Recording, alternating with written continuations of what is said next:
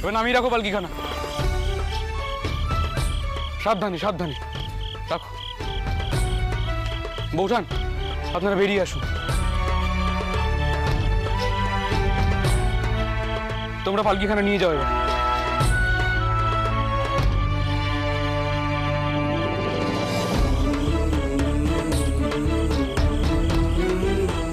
আস্তে আস্তে সাবধানে। দিদি, শিবজিনি সেজেছিলেন, তাকে দেখে মনটা কেমন হয়ে গেল বলো। কি জানি এখনো তার হুঁশ ফিরল কিনা। সত্যি প্রসন্ন, এমন মগন হয়ে পালা গান গাইছিলেন যে হুঁশই ছিল না। এত সুন্দর হয় পালা গান। ভাইটা উঠবো, তুমি যদি না নিয়ে যেতে এসবের কিছুই দেখতে পেতুম নে। দেখেছেন তো আমি আপনাদের বলেছিলাম কিনা। আচ্ছা এবার আপনারা ভেতরে চলুন, অনেক দেরি হয়ে যাচ্ছে। আসুন আসুন আসুন।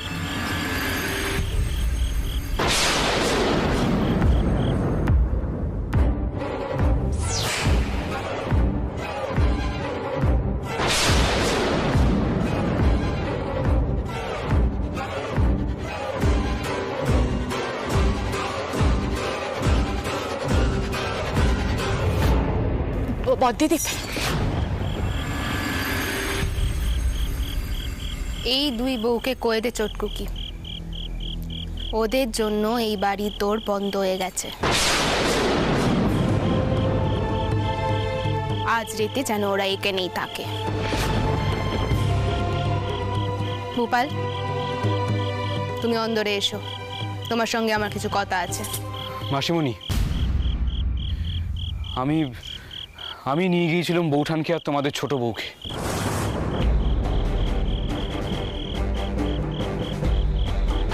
যা শাস্তি দেওয়া সেটা আমায় দিন, ওদের কোনো দোষ নেই। সেই কথাটাই তোমাকে বুঝিয়ে কইবার জন্য অন্দরে যেতে হয়েছে ভূপাল। তুমি অন্দরে এসো, আমি তোমার সঙ্গে কথা কইব। কিন্তু এই দুই বউ আজকে বাড়ির ভেতরে ঢুকবে না।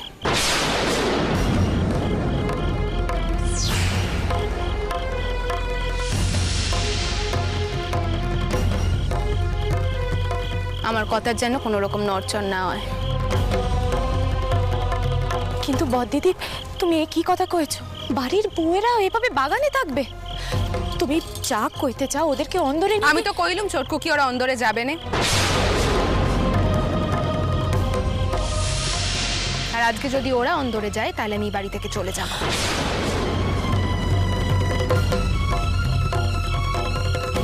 আমার কথার অমান্য করা চলবে না। ভূপাল, তুমি ভেতরে এসো। মাসিমণি, যদি বাড়িতে ঢুকতেই না দাও তাহলে কাউকেই দিও না। আমার বেলায় অন্য নিয়ম কেন? আর আমি ওদের জোর করে নিয়ে গিয়েছিলাম, ওরা তো নিজেরা যেতে চাননি। এই কথাটাই তোমাকে বুঝিয়ে কইবার জন্য তোমাকে অন্দরে যেতে কইছিলাম ভূপাল। কিন্তু তুমি যদি এখানেই শুনতে চাও আমি তোমাকে এখানেও কইতে পারি। বাড়ির বেটা ছেলেরা যে কাজকর্ম করতে পারে বাড়ির মেয়ে মানুষেরা সবসময় সেই কাজকর্ম করতে পারে না ভূপাল। এই কথাখানা তুমি না মানতে চাইলেও এই বাড়ির বউদের যে মেনে নিতে হবেই বাচ্চা। কারণ তারা বাড়ির বউ, কোনো মেম সাহেব নয়। তাহলে ওদের আসপদ্দা কি করে হলো? এই রাতের বেলা বাড়িতে কাউকে কিছু না বলে ওরা তোমার সঙ্গে এভাবে বাড়ি থেকে বেরিয়ে গেল। কিন্তু মাসিমণি, আমি মানছি ভূপাল, তুমি হয়তো ওদের জোর করেছো। ওরা হয়তো অনেকবার কয়েছে যে ওরা যাবে না, কিন্তু শেষমেশ তো গেছে তোমার সঙ্গে। আমার শাউরি হলে না এতক্ষণে মেরে ওদের পিঠে চাল চামড়া তুলে দিত, তারপর বাড়ি থেকে বার করে দিত আর ত্যাগ দিত। নেহাত আমাদের বাড়িতে এখন আর সেসব হয়নি। তবু নয় আমি মানলাম যে ছোট বউ তার স্বামীর আদেশ মান্য করে বাড়ির বাইরে গেছে, কিন্তু বড় বউ সে কি যাওয়ার আগে একবারও ময়নের থেকে অনুমতি নিয়েছে? আমাকে বা ময়নের বাপকে কি একবারও শুধিয়েছে সে বাড়ির বাইরে যাবে কি না? আর যাই হোক, এই বউকে অন্তত আমি আমার বাড়িতে আর ঢুকতে দিতে পারবো না। দিদি, দোহাই তোমার, দয়া করে এত কঠিন হয়ো না। তুমি ওদেরকে একবার কথা বলার সুযোগ দেখ ছোটকুকি, তোর ছেলেরা হয়তো অন্য ধারার মানুষ, তারা তাদের বউকে বিদ্যেদরি করতে চায় না মেম সাহেব করতে চায়, সেসব জানার প্রয়োজন আমার নেই। কিন্তু তোরা তো একটা জিনিস খুব ভালো করে জানিস ছোটকুকি, বড় বউয়ের প্রতি মন কতটা শক্ত। একবারও ভেবে দেখেছিস ময়নের কানে যদি এই কথাগুলো একবার ওঠে সে কি কুরুক্ষেত্র বাঁধাবে? পদ্ম, কি হয়েছে কি? হ্যাঁ, এত চিৎকার চেঁচামেচি কিসের? পদ্ম, এ কি বৌমারা বাইরে কেন দাঁড়িয়ে রয়েছে? এসে যখন পড়েছে নিশ্চয়ই এতক্ষণে জানা হয়ে গেছে কি ঘটনা ঘটেছে। ওই জন্যই তো আপনাকে সঙ্গে করে নিয়ে আসা হয়েছে, যাতে আমি এখানে আর কোনো কথা না কইতে পারি। বড়দিদি, আপনি শুধু শুধু রাগারাগি করছেন। দেখুন, বৌমারা তো কখনো কোথাও যায় না, তাদের কি সকাল আর থাকতে পারে না? আর তারা বউ হয়ে এসেছে বলে কি তাদের কোনো দোহাই আপনার মথুর বাবু, আমি এখানে আর আপনার সঙ্গে কোনো কথা কাটাকাটিতে জড়াতে চাই না। শুধু একটা কথা আমি স্পষ্ট করে সকলকে কয়ে দিচ্ছি, ময়নের বউ যদি আজকে বাড়িতে ঢোকে তাহলে আমি এই বাড়ি থেকে চলে যাব। গোপালের বউয়ের প্রতি আমার কোনো অধিকার নেই, অধিকার থাকলে আমি তার সাথে একই কাজ করত। বাড়ির বউদের যদি লজ্জা হায়া এগুলো না থাকে তাহলে সংসার উচ্চনে যায়, আর আমি সেটা হতে দেব না। পদ্ম, থামো না, অশান্তি করে কি লাভ বলো তো? হ্যাঁ, যা হবার সেটা তো হয়ে গেছে। এখন এই চিৎকার চেঁচামেচিতে যদি কাজের লোকজন উঠে যায়, তারা তো এই বিষয়টা চতুর্দিকে রাষ্ট্র করবে। ভালো রাষ্ট্র হোক, কাউকে কিছু না বলে যখন এত সাহস করে বাড়ি থেকে বেরোতে পেরেছে, তাহলে এই বদনামের ভাগী তো তাকে হতেই হবে। আপনি এক কাজ করুন, আপনি এক্ষুনি বড় বউয়ের বাড়িতে একখানা পত্র লিখে দিন। ওনার বাবাকে বলুন তিনি যদি চান ওনার মেয়েকে এখান থেকে এসে নিয়ে যেতে পারেন। কি বলছো তো? আপনি কি কইছেন? ঠিকই কইছি বাচ্চা, এমনিতেই তো আমার ময়নের সঙ্গে তোমার খুব একটা বনিবনা হয়নি। তুমি দু পাতা কি লেখাপড়া করেছো, তাই জন্য তোমার মাটিতে পাই পড়েনি। তার থেকে ভালো বাবা তুমি তোমার বাপের বাড়ি গিয়ে থাকো, সেখানে সুখে থাকতে পারবে। না,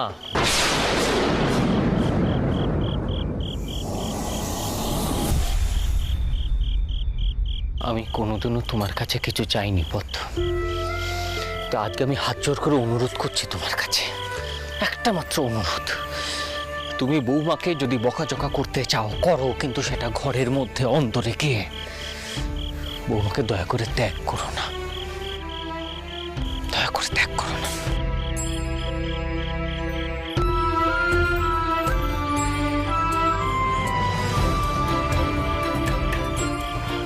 বড় বৌমা, তুমি ভেতরে যাও।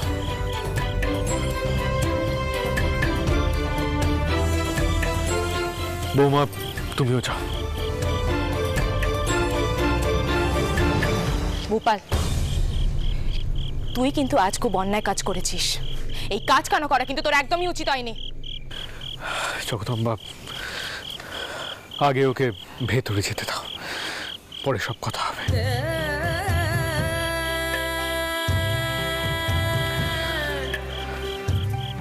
বড়দিদি,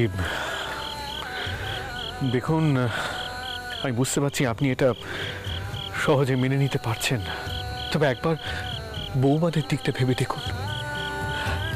আপনার তো ইচ্ছে হয় মাঝে মধ্যে।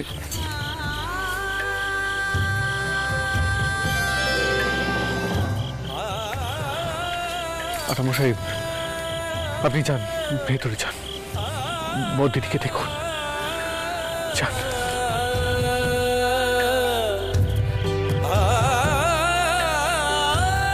আপনার আর আপনার ব্যাটার কান্ডি কারখানার জন্য না আমি একদিন সত্যি সত্যি শেষ হয়ে যাব।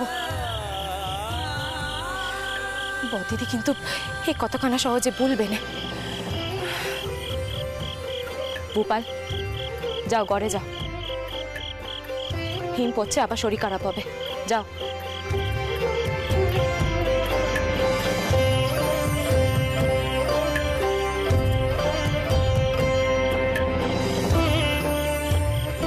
সত্যি বলবো জগদম্বা, আজ ব্যাটাকে দেখে আমার গর্ব হচ্ছে। সত্যি তোমাকে খুব ভালো মানুষ করেছো।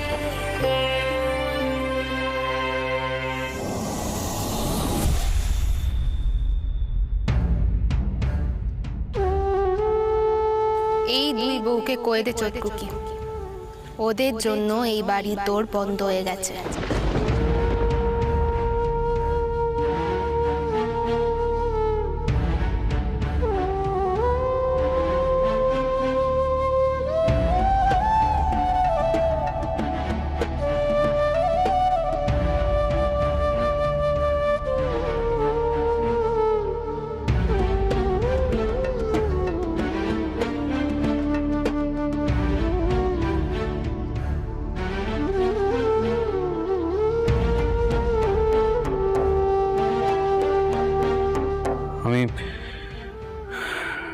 আমি জানি আপনি আপনি মনে মনে আমাকেই দোষ দিচ্ছেন, কিন্তু আমি শুধু আপনাদের একটু আনন্দই দিতে চেয়েছিলাম। মাসিমণি এইভাবে বলবেন আমি বুঝতে পারিনি। কেন বুঝিসনি ভূপাল?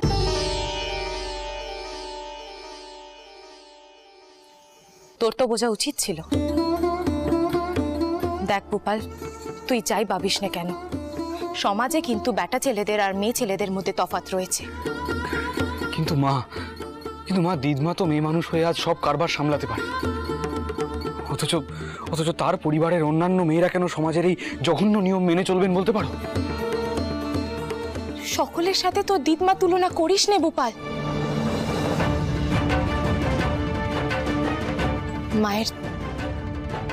মায়ের তেজ, বিশ্বাস, সাহস একেবারে আলাদা, একেবারে অন্যরকম।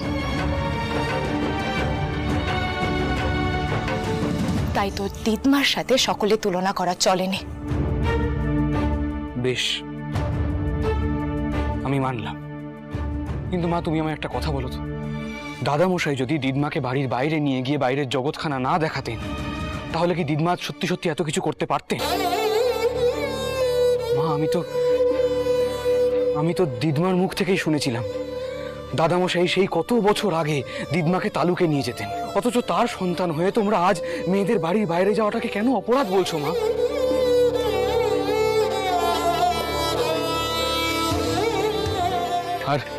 আর বৌঠানি বা কি এমন অপরাধ করেছেন?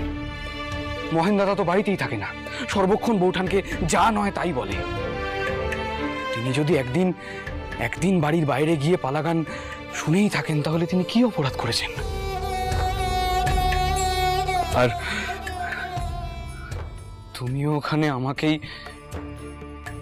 আমাকেই দোষী করলে মা, চুপ করে রইলে।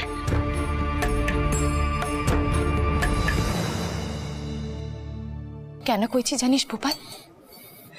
কারণ তোর মাসিমণি তোর মন কানা বুঝবে নে, তাই আমি তাকে কি কইতাম তুই আমায় ক। আজ বড় বউয়ের উপর যেন জ্বর বয়ে গেল। আমার তো এই কথা কানাই ভেবে মন কানা কাঁপছে যে ময়ন যদি ফিরে আসে তখন কি হবে তার। দেখ ভূপাল, আমি তোর কাছে অনুরোধ করছি, বউদের দুঃখ গোছাতে গিয়ে তাদের বিপত্তি ডেকে আনিস নে, দোহাই তোর। মা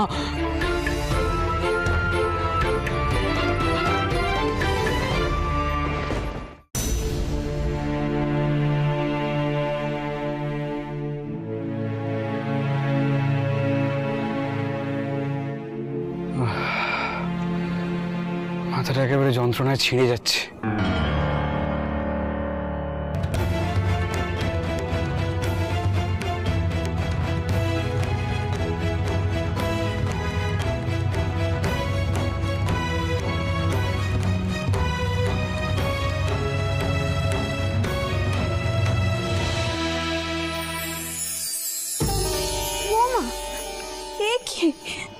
গা কানা তো আবার গরম হয়েছে আপনার, আর এই শরীরে কিনা কই কিছুটি তো করেননি আপনি। আমাকে এক্ষুনি মাকে কইতে হবে, আমি বরং যাই মাকে ডেকে নিই। দাঁড়ান,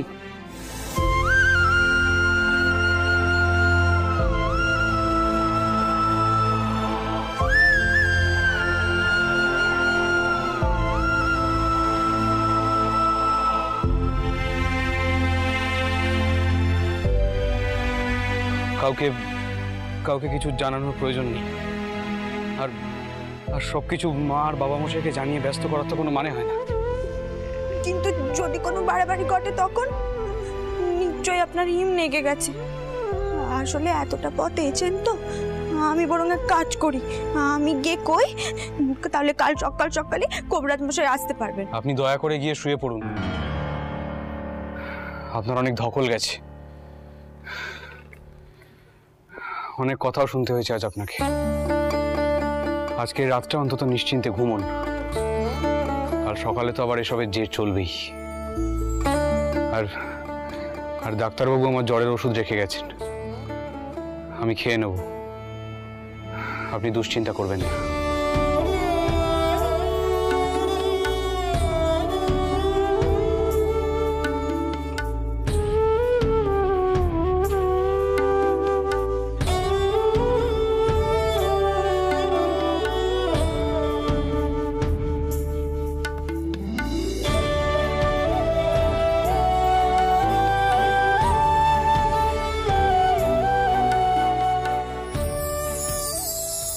আমি নিয়ে নিচ্ছি।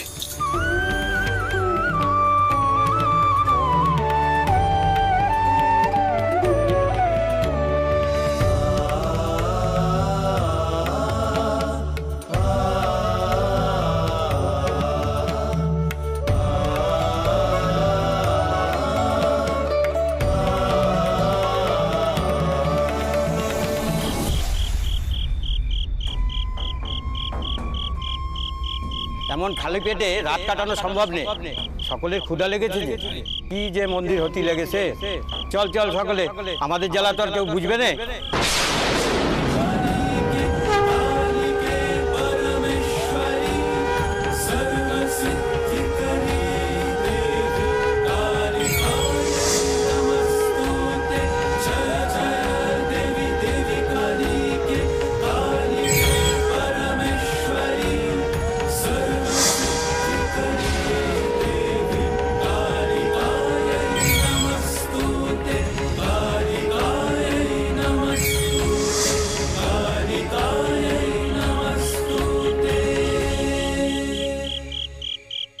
দিদমা, একখানা কথা বলো, যা প্রসাদ আছে তাতে সকলের পেট ভরবে তো? নইলে কিন্তু আরেক সমস্যা দিদমা। বাবা যদু, তুমি মহাভারতের গল্প শুনেছ তো? দ্রৌপদী শ্রীকৃষ্ণকে স্মরণ করেছিলেন যখন অগস্ত্য মুনি তার শিষ্যদেরকে নিয়েছিলেন। ভগবান একটুখানি সাকান্ন মুখে দিয়ে করেছিলেন, এতেই জগৎ তুষ্টি হবে। এই ক্ষেত্রেও যে সেই ঘটনাই ঘটেছে বাবা। এই পেশাদ কি আর জাগতিক পেশাদ? এই যে মায়ের পেশাদ, এই কথা যে ভুললে চলবে না বাবা। পেন্নাম রানীমা, সবাই খুব তৃপ্তি করে খেয়েছে। আমি বলছিলাম কি রানীমা, এবার আপনি একটু বিশ্রাম নিন। সে তো নেবই, তার আগে তুমি এক কাজ করো, তুমি সব নেটেলদেরকে এখানে ডেকে পাঠাও। আমার এমন একজনকে প্রয়োজন যে খুব ভালো রণ বাজাতে পারে। আমার এমন একজনকে প্রয়োজন যে খুব ভালো রণ বাজাতে পারে। গাছের ডাল কেটে নাটি তৈরি কর, তাকে যানবাজারের পথে রওনা হতে হবে। গগা, এদিকে এসো, রানীমা ডাকতেছেন।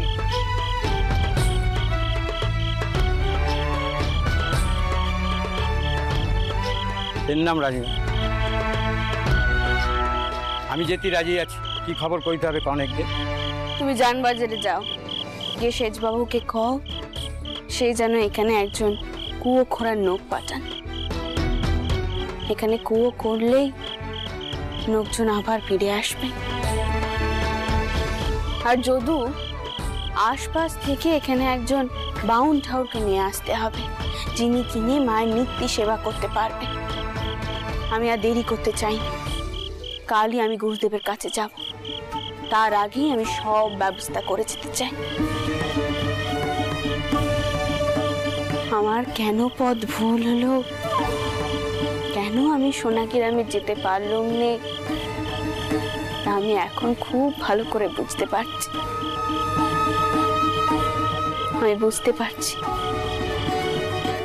ঈশ্বরের ইচ্ছের বিনে এই জগতে যে কিচ্ছুটি ঘটেনি, কিচ্ছুটি নেই।